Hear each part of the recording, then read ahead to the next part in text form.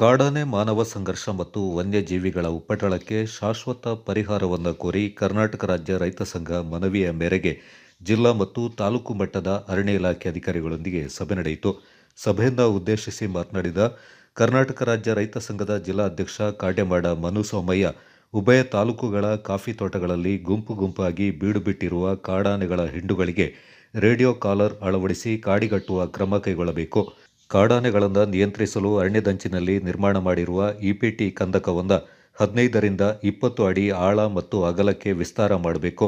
ಸರ್ಕಾರ ಮತ್ತು ಇಲಾಖೆಯಿಂದ ನೀಡಲಾಗ್ತಾ ಇರುವ ಪರಿಹಾರ ಧನ ಮೊತ್ತವನ್ನು ಪ್ರಸ್ತುತ ಮೊತ್ತಕ್ಕಿಂತ 20% ಹೆಚ್ಚಳ ಮಾಡಬೇಕೆಂದರು. ಬೇರೆ ಬೇರೆ ಒಂದೊಂದು ಭಾಗದಲ್ಲಿ ಏನು ಈ ಆನೆಗಳು ಬೀಡುಬಿಟ್ಟಿದೆ, ಅದು ನಮ್ಮ ತೋಟಗಳಲ್ಲೇ ಬೀಡುಬಿಟ್ಟಂಥ ಆನೆಗಳಿದ್ದಾವೆ. ಅಲ್ಲೇ ಮರಿ ಹಾಕೋದು, ಅಲ್ಲೇ ಅದರ ಕುಟುಂಬ 5 ಇರೋದು 8 ಆಗೋದು, ಈ ಥರ ಆಗ್ತಾಯಿದೆ. ಇದನ್ನೆಲ್ಲವನ್ನು ಇವರು ಒಂದು ಆನೆ ಏನು ಕ್ಯಾಪ್ಚರ್ ಮಾಡುವಂಥ ಒಂದು ಕಾರ್ಯಕ್ರಮಗಳನ್ನ ರೂಪಿಸಿ ಇದಕ್ಕೆ ಕಾಲರ್ ಹಾಕಿ, ರೇಡಿಯೋ ಕಾಲರ್ಗಳು ಹಾಕಿ ಇದನ್ನು ಹಿಡಿದು ಇದನ್ನು ಬೇರೆ ರಾಜ್ಯದ ಅರಣ್ಯಕ್ಕೆ ಸ್ಥಳಾಂತರ ಮಾಡಬೇಕು. ಯಾವ ಥರದಲ್ಲಿ ಸ್ಥಳಾಂತರ ಮಾಡಬೇಕು? ಇವರ ಸ್ಥಳಾಂತರ ಮಾಡಿದಂಥದ್ದೆಲ್ಲ ಫೇಲಿಯರ್ ಯಾಕಾಗಿದೆ?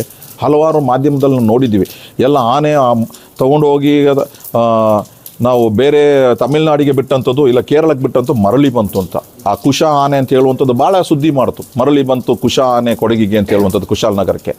ಕೊಡಗು ಜಿಲ್ಲಾ ಮುಖ್ಯ ಸಂರಕ್ಷಣಾಧಿಕಾರಿ ಮನೋಜ್ ಕುಮಾರ್ ತ್ರಿಪಾಠಿ ಅವರು ಕಾಫಿ ತೋಟಗಳಲ್ಲಿ ಬೀಡು ಬಿಟ್ಟಿರುವ ಕಾಡಾನೆಗಳ ಸಂಖ್ಯೆ 160ರಿಂದ 170 ಎಂದು ಅಂದಾಜು ಮಾಡಲಾಗಿದೆ. ಅರಣ್ಯ ಪ್ರದೇಶಗಳಲ್ಲಿ 1000ಕ್ಕಿಂತ ಅಧಿಕ ಕಾಡಾನೆಗಳು ಉಳಿದಿವೆ.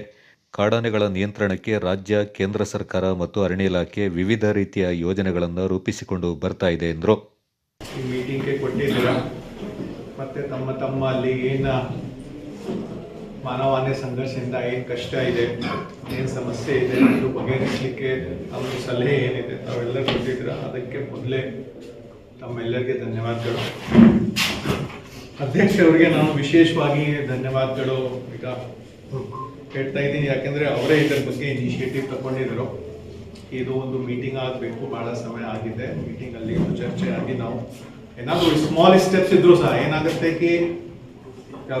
ಸಭೆಯಲ್ಲಿ ರೈತ ಸಂಘದ ಸುಭಾಷ್ ಸುಬ್ಬಯ್ಯ, ಜಿಲ್ಲಾ ಪ್ರಧಾನ ಕಾರ್ಯದರ್ಶಿ ಚಟ್ರುಮಾಡ ಸಂಜಯ್ ಬೋಪಯ್ಯ, ಖಜಾಂಚಿ ಸಬಿತಾ ಭೀಮಯ್ಯ, ಉಪಸಂರಕ್ಷಣಾಧಿಕಾರಿ NT ಜಗನ್ನಾಥ್, ಸಹಾಯಕ ಅರಣ್ಯಾಧಿಕಾರಿಗಳಾದ KA ನೆಹರು, KP ಗೋಪಾಲ್, ದಯಾನಂದ ಮತ್ತು ಶ್ರೀನಿವಾಸ್ ನಾಯಕ್ ಪಾಲ್ಗೊಂಡಿದ್ದರು.